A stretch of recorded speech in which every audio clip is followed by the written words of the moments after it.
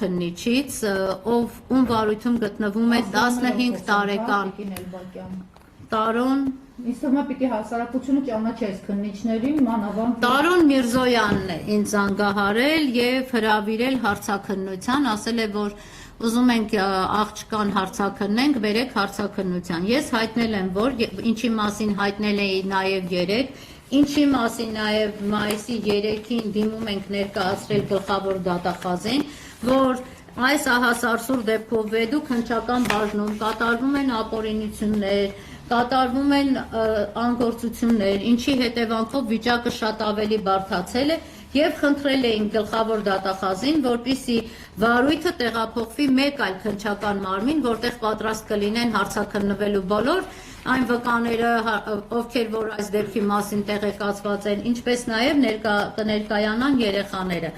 Արդեն իսկ իրենց փաստաբաններով, օրինական ներկայացուցիչով, ինչպես որ կարգն է, ոչ թե այնպես, ինչպես որ տեղի էր ունեցել վեդի քննչական բաժնում։ Սակայն մենք բնականաբար վարույթի տեղափոխում տեղի չունեցավ եւ մենք 3 արդեն մասնակցեցինք այդ հարցաքննությանը, ինչի մասին արդեն խոսեցի։ Քննիչները տարբեր են եւ այսօր արդեն ասեցի մի քանի ժամ առաջ ինձ զանգել է քննիչը եւ ասեց, որ զանգել է բանից հետո, չէ, զավակներին զանգելուց հետո։ Ում զանգելուց հետո։ Այս միջադեպը հենց այդ զանգի հետևանքը չէ։ Հիմա անդրադառնում եմ դրան, որ այդ զանգի հետևանքն է եղել։ Ինձ զանգելուց հետո ես տեղեկացրեցի, որ մենք քանի որ ունենք անվստահություն, մենք վեդի քննչական բաժնում հրաժարվում ենք ցանկացած քննչական եւ վարույթային գործողությունների մասնակցելու, քանի որ այդ մասին նաեւ գրել ենք մայիսի 3-ին գլխավոր դատախազին, նաեւ վաղը ձեզ միջնորդություն կներկայացնենք եւ մեր բացարկը կհայտնենք։ Ինձ զանգելուց հետո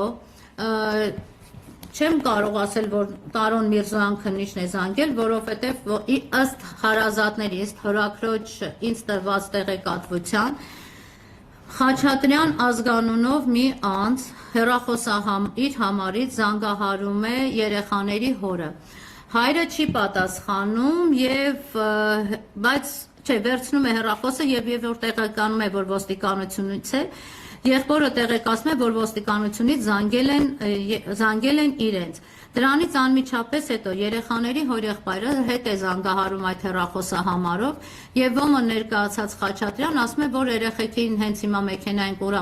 ուղարկում, երեխեքին վերցրեք, եկեք քննչական բաժին։ Ասում են, իսկ դուք փաստաբանների հետ կապվել եք, որ հիմա մեզ եք զանգում եւ կանչում եք, չգիտեմ արդեն ինչ խոսք ու զրույց է լինում, Խաչատրյանը այս ամբողջ ինֆորմացիան տալիս եմ հորաքրոջ կողմից տրված տեղեկատվության հիման վրա, բայց միանշանակ վստահ եմ, որ այդպես է տեղի ունենում, Խաչատրյանը սկսում է հայոյանքով խոսել հորեղբոր հետ։ Հորեղբոր հետ խոսելուց հետո հորեղբայրն ասում է, սպասի, ես կգամ։ Պատկերացրեք, որ արդեն հորեղբայրն է որոշում է երեխեքի ճակատագրով զբաղվել, բացի քննչական մարմիններն ու օպերատիվ մարմինները ոչինչ չեն անում։ Դրանից հետո գնում է, այնտեղ խոսք ու զրույցի ընթացքում իրար հետ փոխադարձ հարվածներ է լինում եւ հենց այս պահին երեխաների հորեղբայրը գտնվում է ոստիկանության բաժնում, քննչականում դեռ չի։